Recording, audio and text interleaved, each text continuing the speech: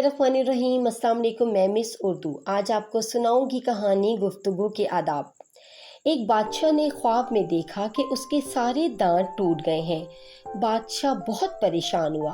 उसने महल के नजूमी से इस ख्वाब की ताबीर का पूछा तो नजूमी ने कहा, बादशाह सलामत, आपकी जिंदगी में आपके सारे रिश्तेदार मर जाएंगे।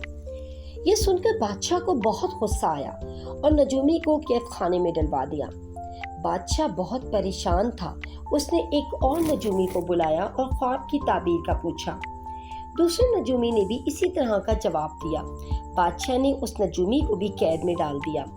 बादशाह ने मुल्क में ऐलान करवा दिया कि जो शख्स भी इस ख्वाब की ताबीर का मुझे बताएगा, मैं उसे बहुत सा इनाम दूंगा।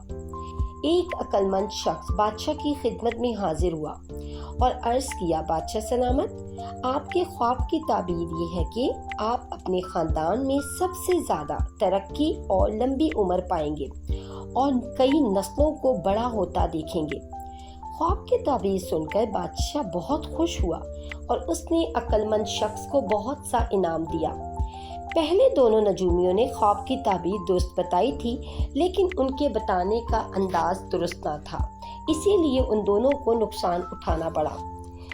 इस कहानी से हमें ये सबक मिलता है कि गुफ्तगू के आदाब हमें शर्मिंदगी और नुकसान से बचा सकते हैं।